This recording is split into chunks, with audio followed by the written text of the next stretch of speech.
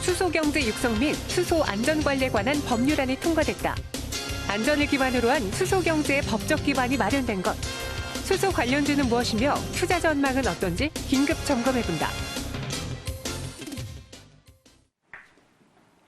네, 오늘 주인 섹터라고 말씀을 드렸죠. 앞서 이야기한 것처럼 수소차주들, 전기차주들, 자동차 부품주들 오늘 너나 할 것 없이 양손 잡고 다 같이 올라가고 있는데 법안이 통과됐다라는 점 때문이죠. 어떤 이야기인지 좀 짚어볼게요. 페리지 투자 리서치 김민수 대표와 함께 할게요. 안녕하세요. 네, 안녕하십니까. 네, 안녕하세요. 네. 이 수소경제 육성 및 수소 안전관리에 관한 법률이라고 해요. 이름이 좀 길죠. 네. 이 제정 법안의 합심 내용부터 한번 짚어볼까요? 네, 너무 깁니다.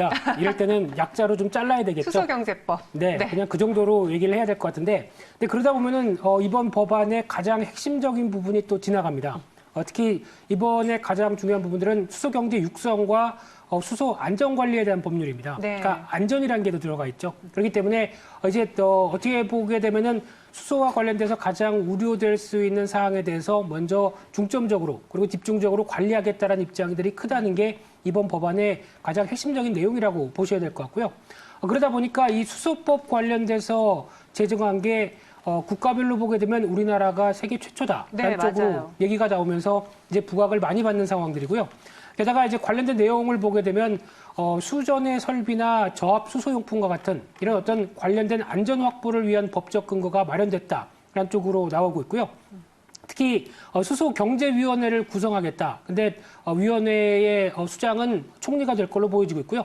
그와 함께 이제 수소산업의 진흥, 유통, 안전을 지원하기 위한 전담기관도 지정했다는 데 의미를 둘 수 있는데 그러다 보니까 이제 총괄을 하는 부서를 만들어 놓고 거기서 이제 안전과 관련된 여러 가지 지원 육성책을 다시 한번 끌어내겠다라는 관점이 나오다 보니까 딱 1년 만인 것 같습니다. 관련돼서 어떤 정부의 정책적인 부분들을 다시 한번 뭔가 표출했다는 관점 쪽에서 이 법안에 대한 의미가 좀 있지 않나 이렇게 봐야 될 것 같습니다. 말씀하신 것처럼 그 내용에 이제 육성도 있고 안전 관리도 있어요. 네. 육성을 하기 위해서는 정부 측에서도 분명히 지원을 해줄 텐데 네. 이런 수소 전문 기업들에게 어느 정도의 지원이 좀 따라줄까요? 네, 그래서 일단 수소 관련된 매출액이나 투자 금액 비중이 일정 기준의 이상을 넘어가게 되면은 네. 그에 따라서 어떤 기술 개발이나 사업화와 관련된 그리고 보조나 융자 쪽으로 정부가 지원하겠다라는 게 또 담겨 있는 또 하나의 육성책 중에 하나라고 봐야 될 것 같고요. 그런 쪽으로 봤을 때 이제 환경부가 집계한 쪽으로 보게 되면 올해 같은 경우 전기차가 8만 4천 대 정도, 수소차가 만 대를 조금 넘는 수준. 그래서 올해 전기 수소차 누적으로 20만 대 시대를 열겠다라고 하는 상황들인데 작년 말까지 이륜차를 포함해서 전기 수소차가 총 11만 3천 대가 보급됐다고 합니다. 그러다 보니까 올해 추가로 한 9만 6천 대 정도 늘어가게 되면은 한 20만 대 정도가 된다고 봐야 될 것 같은데요. 근데 이 수치가 많다고 보이시나요? 아직은 좀 그렇죠. 네. 네, 그렇게 크게 많다고 보기 좀 힘든 상황들이고 특히 전기차가 아직 10만 대 정도가 조금 넘었다라고 하게 되면 중국에서 보게 되면은 비웃을 겁니다. 네, 그런 관점으로 보게 되면 아직 어떻게 보면 반대로 보게 되면 육성에서 키울 만한 여지는 상대적으로 많다라는 쪽에 대한 반대적인 생각들도 해볼 필요가 있지 않나 이렇게 생각이 듭니다. 네, 오늘 이 소식 때문에 수소 관련주들이 상승을 하고 있어요. 사실 많이 목말랐던 종목군이거든요. 그렇죠. 그동안 갖고 계신 분들도 이걸 팔아야 돼? 아니야, 미래를 생각하면 가져가야 될 텐데 언제 오르는 거야? 지금 오매불만 기다렸는데 오늘이었습니다. 수소 관련주들 중에서 눈여겨봐야 될 종목은 무엇이 있는지 이슈 때문에 움직이는 만큼 또 이게 사라들지 않을까 걱정은 되는데요. 네, 노래 중에 벌써 1년이라는 노래가 있죠. 네. 브라운 아이즈의 노래. 네, 그렇죠. 네. 딱 1년 만에 다시 부각되는 수소 관련된 정책적인 테마 이렇게 정리해야 될 것 같습니다. 근데 주가는 그때와는 다르게 한참 빠져 있다가 이 저점에서 이제 움직이는 그런 상황들로 봐야 될 것 같은데요. 그런 쪽에서 봤을 때 오늘 움직이는 수소 테마주의 대부분의 종목들은 대우부품, 유니크, 풍국주정, EM코리아 대부분 보게 되면 수소차 부품 쪽에 좀 관련된 종목들이 강세를 보인다라는 쪽으로 봤을 때 아무래도 정부 지원과 관련된 분위기 쪽에 조금 더 무게를 두는 게 아닐까로 생각이 들고 있고요. 하지만 이제 지난 테마의 흐름을 봐서 잘 아시겠지만은 지금 이제 정부 테마와 함께 움직이는 어떤 추세들은 일단 한번 어떤 테마와 함께 주가가 움직였다고 한다면 추가적으로 더 이슈가 강하지 않다고 한다면 당연히 차익 매물이 나옵니다. 그렇기 때문에 지금 여기서 어떻게 보면은 공격적으로 또 예전처럼 강하게 어떤 주가가 움직일 거다라고 생각하면서 대응하는 것은 좀 무리가 있지 않을까 이렇게 생각이 들고 있습니다. 네. 수소 연료 택시는 이미 좀 상용화되어 있어요. 저도 네. 돌아다니다 보면 택시인데 색깔이 좀 다른 택시들, 뭐 하늘색 택시도 보이고 그러더라고요. 이게 친환경 사락으로 운행하고 그렇죠. 있는 거라고 들었어요. 네. 앞으로 수소 관련 사업은 또 어느 분야에서 각광을 받을까요? 네, 번호판이 파란색인 택시는 전기차 네, 택시죠. 맞아요. 네, 그런데 이제 수소차 택시도 좀 이제 나오지 않나 생각해서 찾아봤더니 전국에 11대가 있답니다. 그래서 안 보였군요. 네, 그래서 숨어 있는 거죠. 네. 네, 서울에만 10대, 나머지 경남권에 1대 이렇게 있는 상황이라고 하다 보니까 일단 넥소 택시에서 수소차를 운영할 수 있는 부분들은 이제 앞으로 계속 커가야 될 부분이고요. 하지만 해외에서는 이제 택시의 개념이 수소차가 약간 에어택시 개념으로 좀 바뀌어 있습니다. 즉 그렇다는 얘기는 작년 6월 달에 미국에서 수소 연료로 어떤 기반을 맞춘 에어택시 스카이가 공개가 됐고요.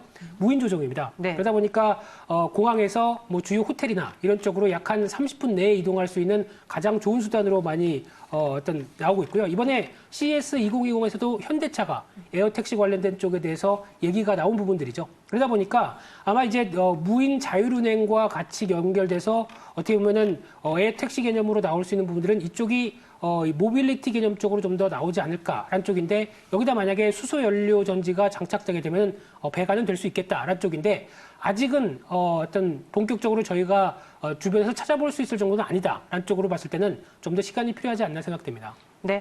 이와 함께 이제 전기차 육성도 환경부는 앞장서고 있고 사실 우리가 그런 말 했잖아요. 수소차의 시대가 상용화되기 이전에 전기차를 이미 타고 있을 것이다. 네. 그래서 그런 거 오늘 2차 전지주도 같이 올라서거든요. 유망한 종목으로는 무엇을 봐야 될지요? 네, 전기차 얘기는 많이 좀 드렸었죠. 올해 유망한 섹터 쪽에서 또 다시 테마그알. 예, 다시 봐야 되나요? 네, 전기차 VOD로 다시 보기 한번 해보시면 나올 겁니다. 네. 특히 그 중에서 강조드리면서 말씀드렸던 종목 하나가 엠플러스죠.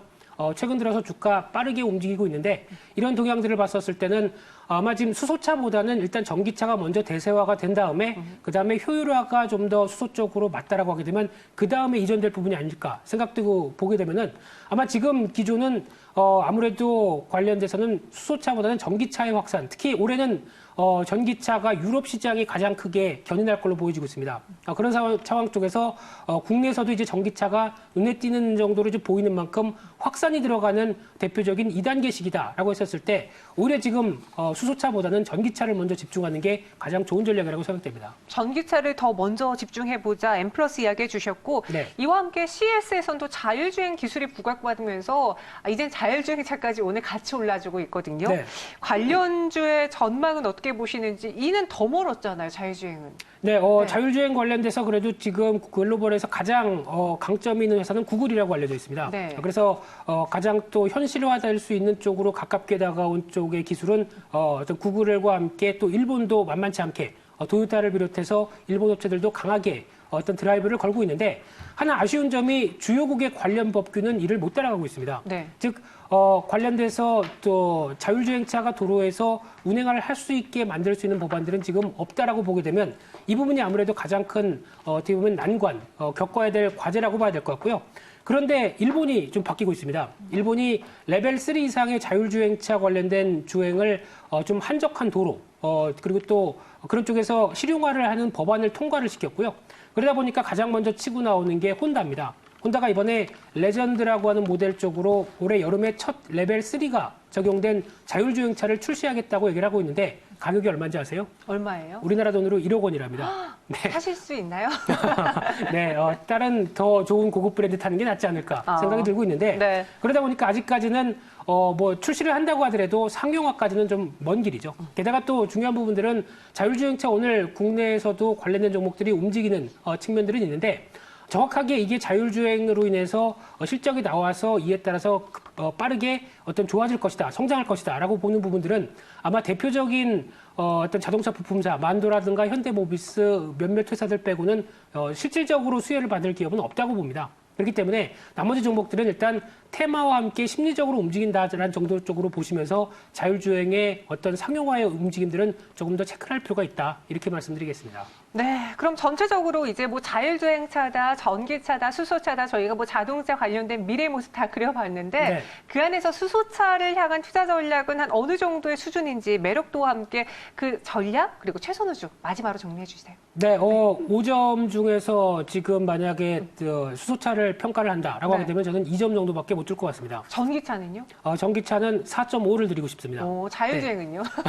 네, 끝까지 괴롭히시는군요. 네. 네, 자율주행차 같은 경우도 아직 1.5, 2 이 정도밖에 안 된다고 생각되고 있고요. 그럼 순서가 정해져 있네요. 그렇습니다. 네. 전기차가 가장 먼저입니다. 그렇기 때문에 지금 종목을 고르실 때는 전기차 관련돼서 가장 핵심이 전기차와 함께 움직일 수 있는, 특히 전기차는 이번에 유럽 쪽으로 보시면 될 것 같고요. 유럽이 네. 성장하면서 보급화되면서 나오는 전기차에 대한 변화를 가장 먼저 챙기신다고 한다면 앞서 말씀드렸던 M+ 같은 경우도 어떤 지금 2차 전지 최근의 트렌드가 어떤 파우치형으로 나가고 있다 보니까 그에 맞게 나오는 여러 가지 변화를 잘 설명해 줄 수 있기 때문에 주목하셔야 될 것 같고요.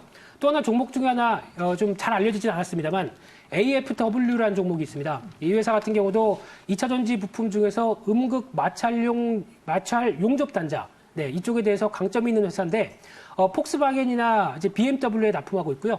헝가리 쪽에서 제품을 수출한다 그러면 유럽향입니다. 주목하셔야겠죠. 네. 그런 관점 쪽에서 가장 또 변화가 될 수 있는 대표적인 종목이다라는 관점 쪽에서 2차 전지 쪽 관련주도 관심 있게 보셨으면 좋겠습니다. 네. 수소차 관련주 투자 전략 전체적으로 세어봤습니다. 이보다는 전기차 쪽을 먼저 공략하는 게 좋지 않겠느냐라고 개인적인 의견 드렸으니까요. 참고해 보시길 바랄게요. 지금까지 펠리시투자 리서치의 김미수 대표와 함께했습니다. 고맙습니다. 감사합니다.